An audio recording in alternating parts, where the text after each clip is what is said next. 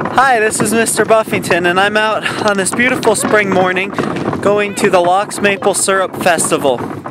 And while I'm going to a maple syrup festival, it makes me think about math.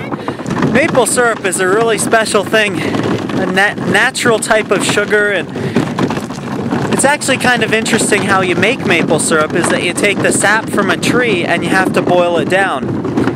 And typically, they tell you that it's about 40 gallons of sap boiled down will give you 1 gallon of maple syrup. But that's not entirely true. Actually, it's based on the percentage of sugar. So near the beginning of the season, it may be 40 gallons. But near the end of the season, when the sugar percentage is down like less than 2%, then it's actually going to be more.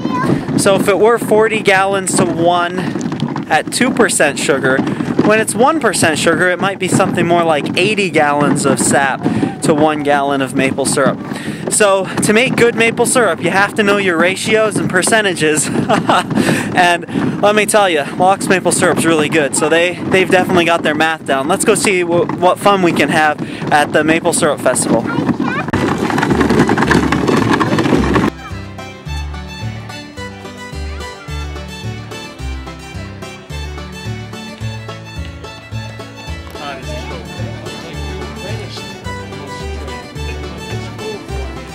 No, I didn't actually go to a formal school. I learned from another smith.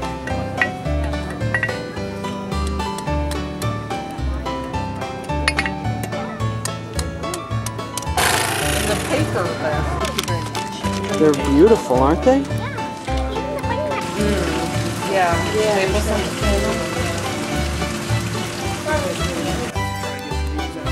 So there's a lot of sugar in that. It's called sucrose. One of the science things. It's Huh.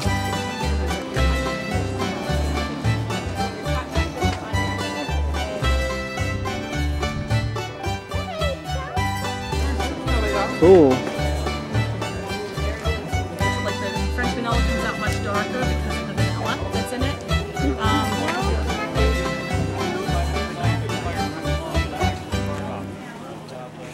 And then you can tap it for many years. We use the guidelines, a 10-inch diameter tree can have 1 tap, a 15-inch diameter could have 2 taps, and a 20-inch could have 3, 25 inches or bigger could have up to 4 taps in it.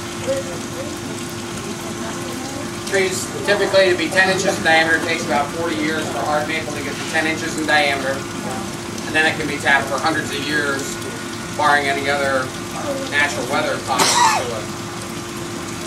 usually you'll get between 10 and 20 gallons per tree, and it takes 40 to 60 gallons of sap to make 1 gallon of syrup. Yeah, so it's quite a lot of work.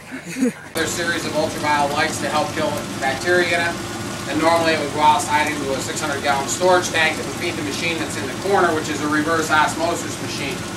That machine can separate water and sugar. This is a section of one of the membrane that's in it. This is actually an old membrane that it can separate water and sugar. So it takes the sap, it pumps it up through this outside section, it puts up to 500 pounds of pressure on it, it squeezes the pure water into the center. So the pure water is piped back outside and goes out into the storage tanks, and then a concentrated sap comes out the top of it.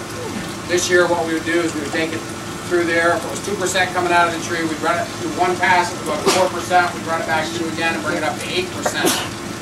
It reduces the boiling time and also our fuel consumption. This is all wood fired, it's 4 foot wide, 12 foot long, it's evaporating. Right now we've got everything throttled back. This is the first time in 10 years that I've actually boiled raw sap, not concentrated, because we've only got probably today 800 or 900 gallons, so I tried to make it last. This is normally it would evaporate 200, 225 gallons of steam every hour, but we're throttled back, so we're probably under 200 today. Yeah.